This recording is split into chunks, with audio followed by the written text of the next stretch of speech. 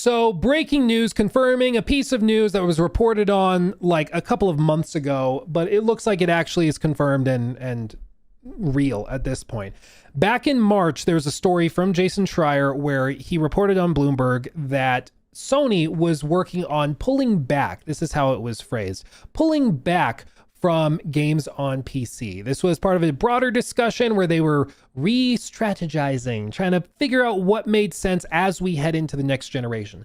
Because for this whole generation, the PS5 era, everything has been built around the idea that you bring your game after it launches on PS5, you bring it to PC, and if you bring Ghost of Tsushima to PC, that will get PC gamers excited for Ghost of Yotei, and maybe they will then buy a PS5 to play Ghost of Yotei. What turns out to have happened seemingly is that PC gamers just waited for the PC port. They didn't buy PlayStation hardware.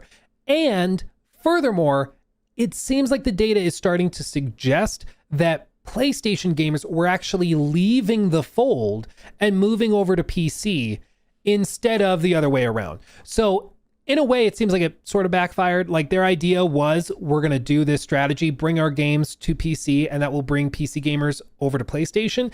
It looks like it did the opposite, and it just started pulling PlayStation gamers away from the console, more towards the open platform of PC.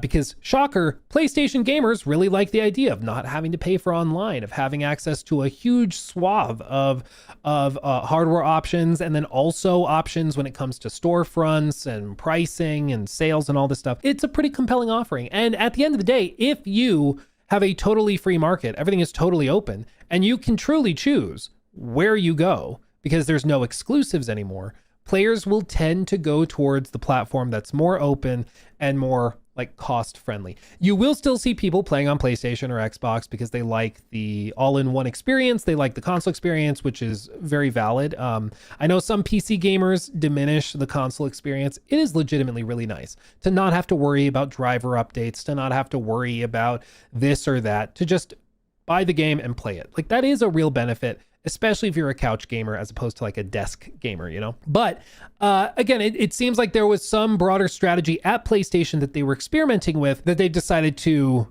reevaluate. And it was just confirmed by Jason Schreier yesterday that, as you can see, Scoop, Wario clipped it because this was posted on Blue Sky. PlayStation Studio Business CEO Herman Holst, that guy, he told staff in a town hall on Monday morning that the company's narrative single-player games will now be PlayStation exclusive, confirming Bloomberg's reporting from earlier this year. Single player, to be clear.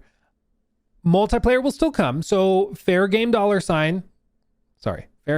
will come to PC, it seems. You're not missing out on that.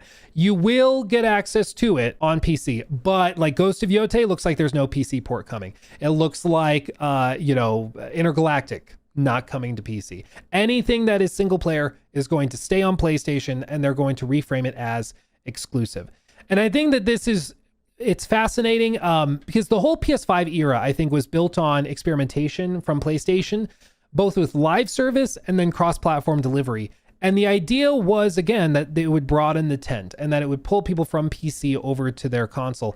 And it doesn't seem like that really is borne out in the data. And this, like, do you remember back with Helldivers 2? There was the story that went crazy where PlayStation was demanding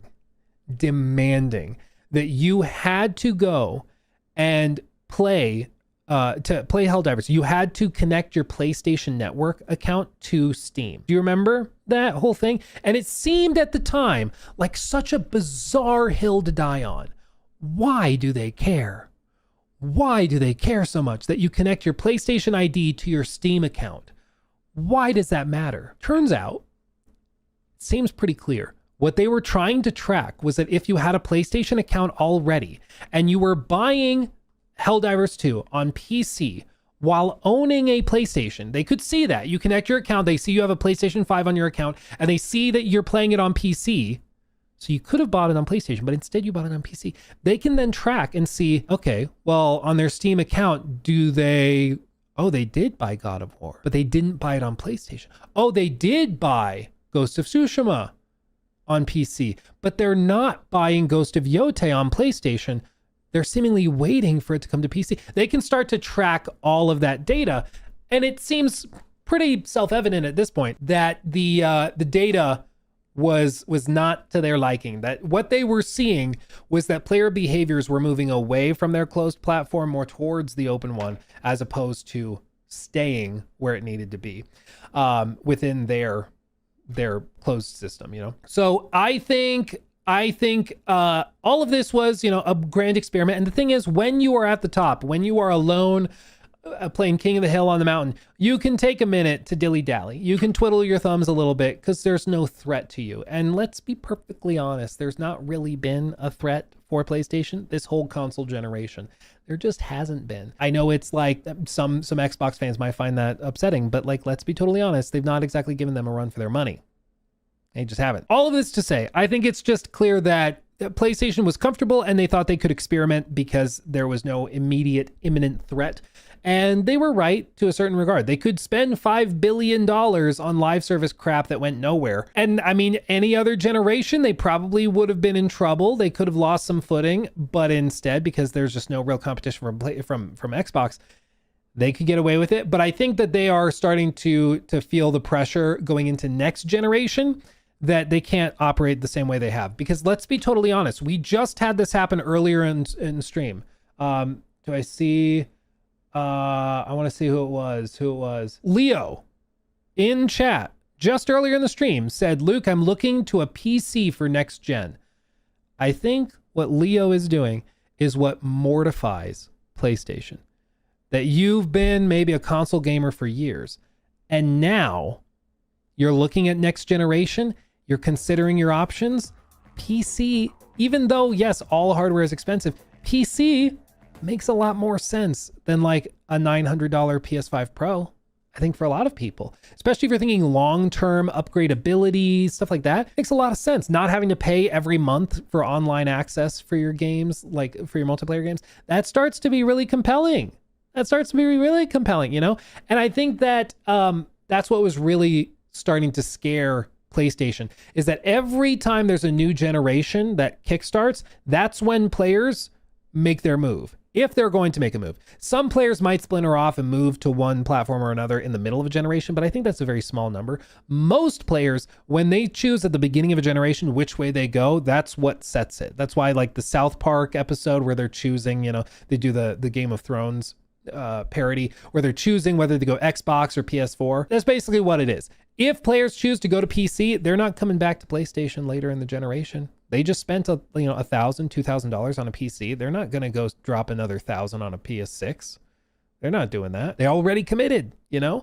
And with PlayStation, if they're already seeing towards the end of this generation, they're already seeing players starting to move that direction, and they hypothetically know that the next console is going to be $1,000 or even $800. Expensive.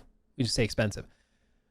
Do they really want to poke that bear and like risk losing market share with all of these PlayStation players that are like, I'll just go to PC. You're bringing my games anyway.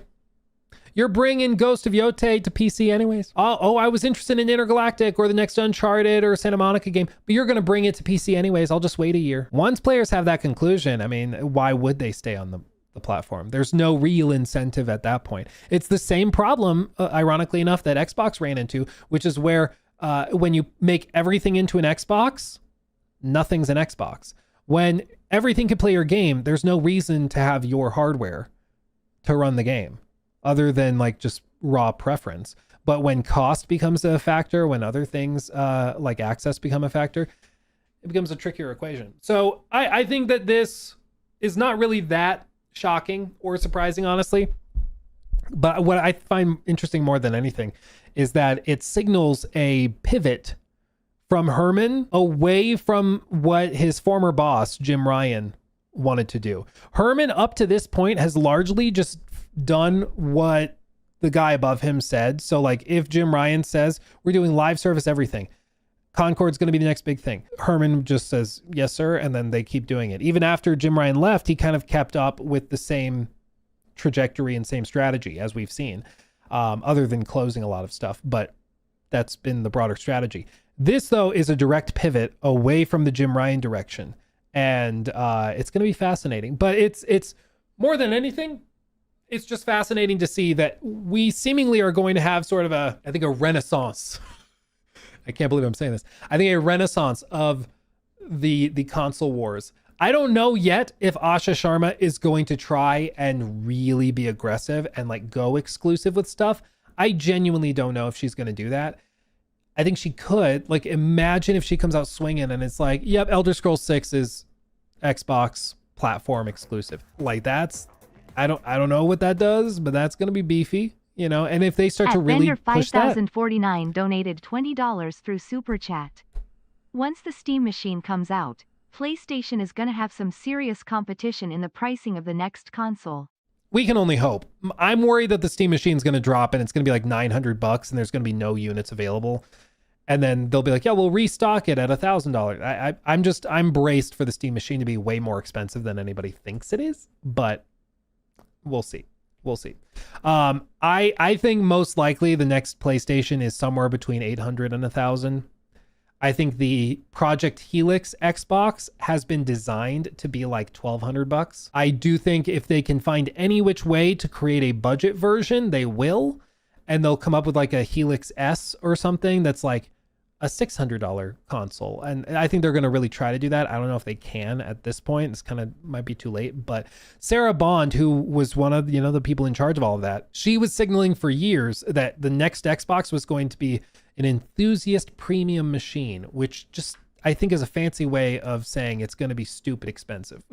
So, we'll see. We'll see. But yeah, as for the Steam machine specifically, I'm braced for it to be quite expensive. Having said that, I don't know if Asha is going to be hyper aggressive. I think if she were to be hyper aggressive, it would probably be good for the health of the industry, just to give PlayStation a little kick in the pants to really step it up a notch. You know, the console warring has always been really cringe to me, but I think what console warring, ironically enough, represents is competition. And we just haven't really had that. And when we have no competition in the industry, everything just kind of stagnates, or studios and publishers end up going into like the greediest corners, and everything just stagnates and gets bloated and lame. It just sucks, you know?